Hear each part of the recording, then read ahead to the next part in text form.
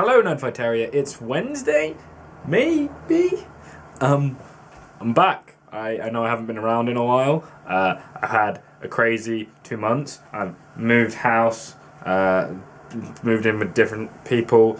I've been working, basically, a lot. I apologise if this isn't in focus or I'm not in frame properly, but I'm using my old camera, like my 2-year-old camera. Like, let's pretend it's 2012 again. So a couple of weeks ago, you guys talked about video games, and I freaking love video games, but I don't think that anybody really covered what I want to talk about, so I want to have you and me, let's have a thinky time. And I know that, like, it's 2 weeks late or whatever, but people said I could talk about it, so there, I'm going to. Okay, so I think that video games as a media, as a medium, are probably the best one that we have. Better than TVs, movies, music, or books. And you're probably thinking, I'm a bit crazy for thinking that, especially if you don't do the whole video game thing. And you're probably asking how and why I can think such an outrageous thing that video games are better than books and movies and stuff. Because unless they're particularly badly designed... Call of Duty! Call of Duty! In a video game, you cannot merely spectate. If you read a book, even if it's in the first person as I, you are spectating a story. Admittedly, you can take a lot from that, and it's your own personal view of that, but you are detached from it. You don't do that. Basically, you do that, which isn't doing anything. Regardless of how scripted or linear the game is, you are a part of the A to B journey. Or the A to B to C to D to E to F to G, yeah, you beat the game journey. You are an intrinsic part of it and not merely a spectator. Probably went a bit too in then, so let's take a step back and pretend that you yourself know nothing about video games. So video games, back in the day, like 30 years ago? Yes, 30 years ago indeed. The technology was obviously very limited because it was 30 years ago, and you did what you could with the pixels and the sound that you had at the time.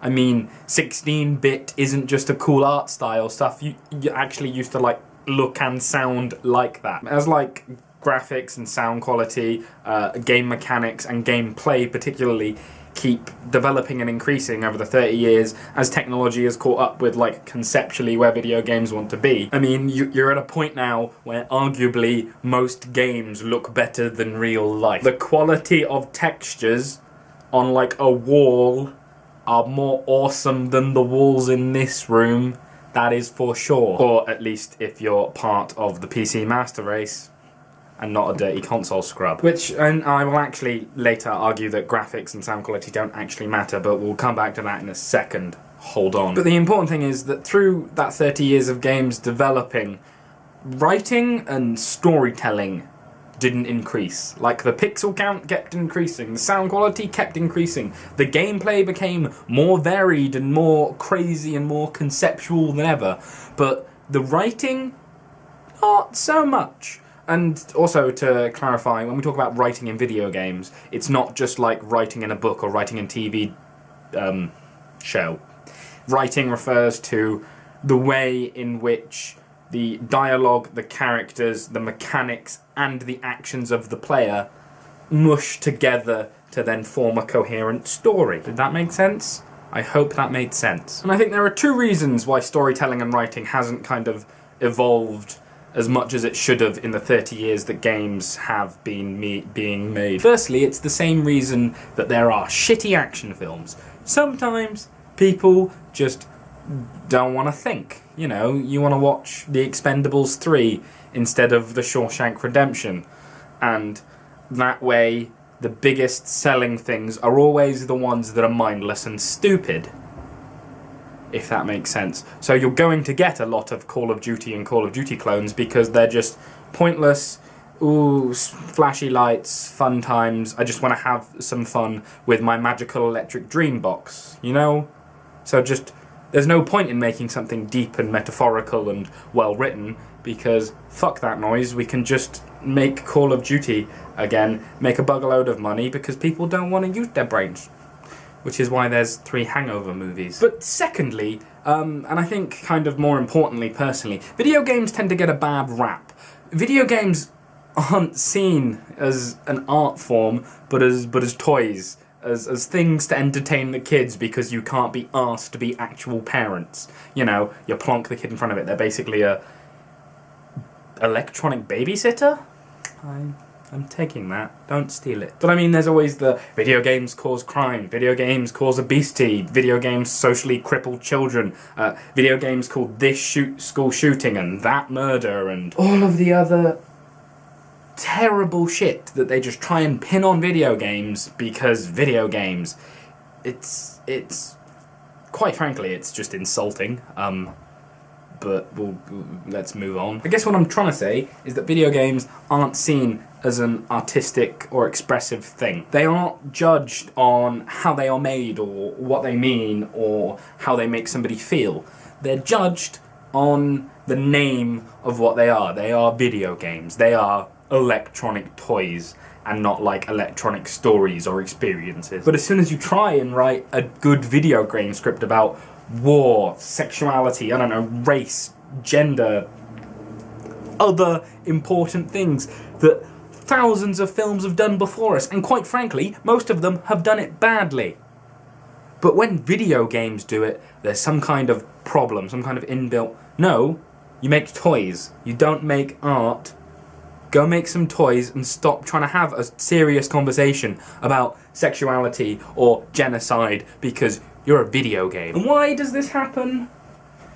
Maybe because video games were originally electronic toys for kids, but now the biggest demographic of video gamers is not young kids, it's not people my age, it's people in the 28 to 38 age range. The kids that were raised on Nintendo. They're the main audience that games have to appeal to now. Yet mature games aren't mature. But I don't want to get into that. That's a conversation for a whole other time, is why video games aren't treated like art. So let's just ignore it. I don't know why it isn't, but it just isn't. But just believe me there that it isn't if you don't know. Okay, right. So let's go back to before when I said that video games have this whole culmination of gameplay and story all woven in together, and to be quite honest, when we talk about writing in video games, we aren't just talking about right. So, audience participation time. There is a link to a video game in the description. It's free, you can play it on any computer. I think it's backwards compatible to Windows 98. So, there was no excuse not to play it. It's a little flash game. There's a link in the description. It will take somewhere between 1 minute and 3 minutes to play, depending on how you play it. If you had headphones, I would suggest putting them in just because the music is quite a large part of the game. But seriously, go and play it or the rest of this video won't make any sense. Go. Go and play it. I am not joking. Go.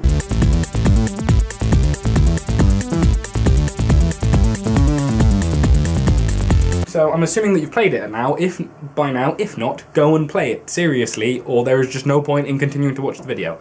At this point, I would assume that after that game, some of you are feeling a bit sick in your stomach, a bit teary-eyed, a bit confused, a bit, I don't know, why the hell did Niall send me to that game? That made no sense. What, why? Were you trying to prove something? Because all you've proved is that you're stupid. But one, let's just note that was there maybe 12 words in the entire thing? 3 sentences at the end, once you finish the game, is all that the writing's involved. Yet the mechanics of the game, they told a story. The graphics were non-existent. You were playing with goddamn pixels.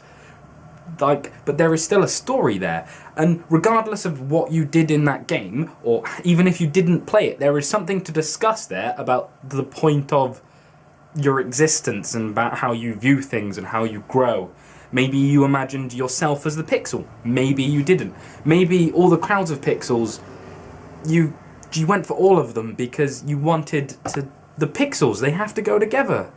I mean, if you are the pixel, you want to be my other pixels, right? Because you want friends and families and social relationships and stuff. And maybe, after a few groups left, you went all, no, I don't want to talk to them then, I'll just go on the way. Maybe some of you tried to go backwards. The point being that whatever you did in that game, or didn't do, can teach you something about yourself if you're willing to think about it for 10 seconds, the same way that you would while reading a book. You think about the implications of the metaphor. What is the author trying to say? What can I take from this? How does this affect me?